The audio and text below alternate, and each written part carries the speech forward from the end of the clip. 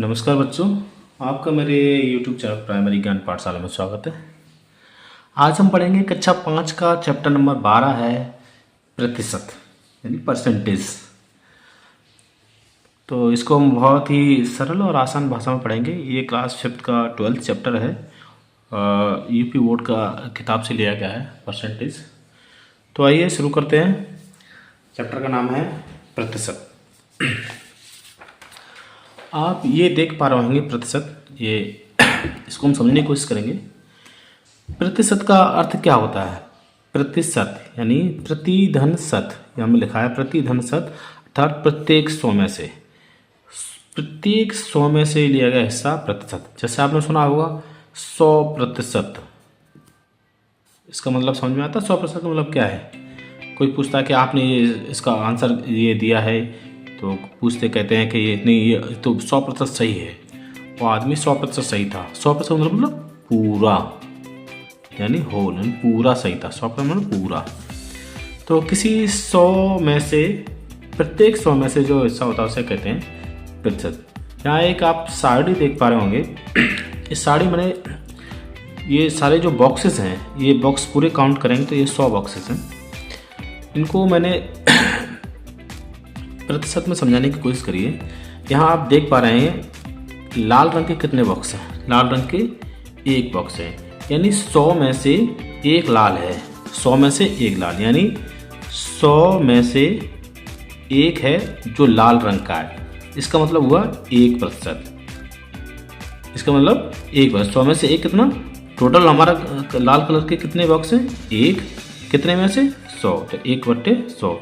इसको हम जब परसेंटेज में लिखते हैं तो लिखते हैं 1%। 1%। ऐसे ही हमने यहाँ दिखाया है कि नीले रंग के कितने बॉक्सेज हैं, गिन के देखते हैं। 1 2 3 4 5 6, 6 बॉक्सेस नीले रंग के हैं। कितने में से? 100 में से। तो टोटल बॉक्सेस कितने हैं? 100। नीले बॉक्स कितने हैं? 6। तो ये 100 का कितना हो गया? 6% हो गया। ऐसे ही यहाँ पीले रंग के हमने कुछ बॉक्सेस दिखाए हैं। 1 2 3 4 5 6 7 8 9 10 11 12 13 14 15 16 17 18, यानी 100 में से 18 जो बॉक्सेस हैं वो पीले रंग के। कितने कैसे रंग के? पीले रंग के हैं।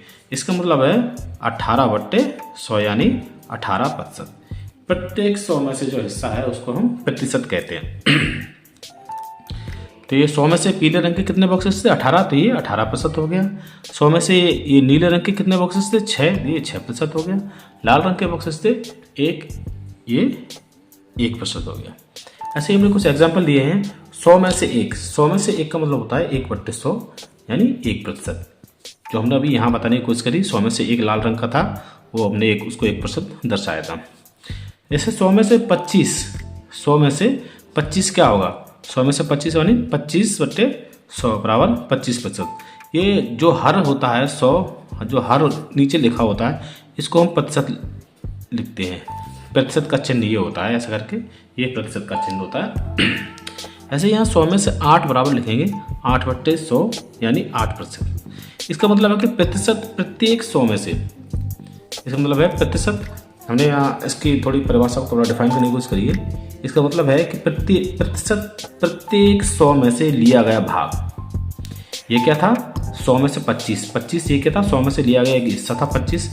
प्रत्येक 100 में से लिया गया भाग होता है। या यूँ कहें कि प्रतिशत एक ऐसी भिन्न है जिसमें हर 100 होता है और अंश 100 में से लिया गया भाग या हिस्सा होता है। तो हमने यहाँ इसको दर्शाने की कोशिश करी थी। जैसे 100 में से 25, 100 में से 25 यानी 100 में से जो लिया गया हिस्सा कितना था? 25। इसको हम दो तरीके से लिख सकते हैं, या तो 25/100 लिख सकते हैं या 25% में लिखेंगे तो 25%। ये जो इस 100 का मतलब होता है ये परसेंटेज। ठीक है, इसको हम ऐसे लिखेंगे तो यहाँ से हट जाएगा, 25% हो जाएगा।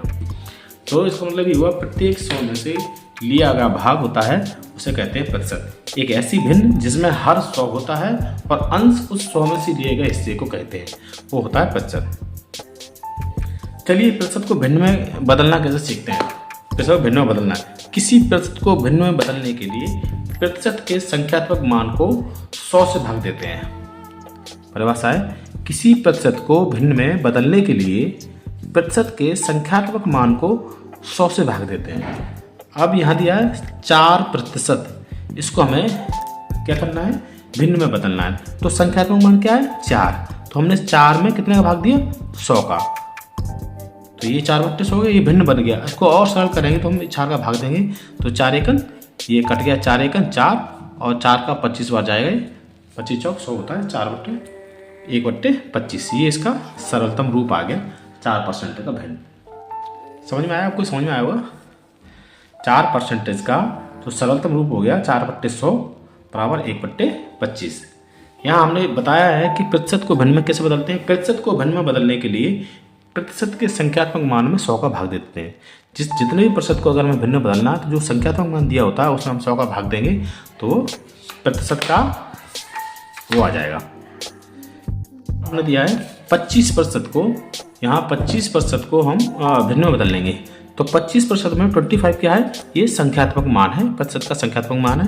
तो हमने संख्यात्मक मान को 25 ऊपर लिखा और इसमें 100 का भाग दिया।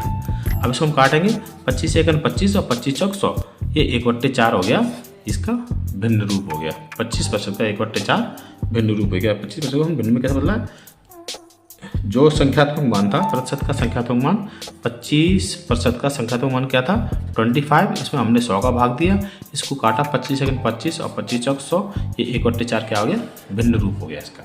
ठीक है, अब इसी का हम उल्टा करेंगे। किसी भिन्न को प्रतिशत में बदलना हो तो कैसे बदलेंगे। किसी भिन्न को प्रतिशत में बदलने के लिए अंश और हर में 100 का गुणा करते हैं।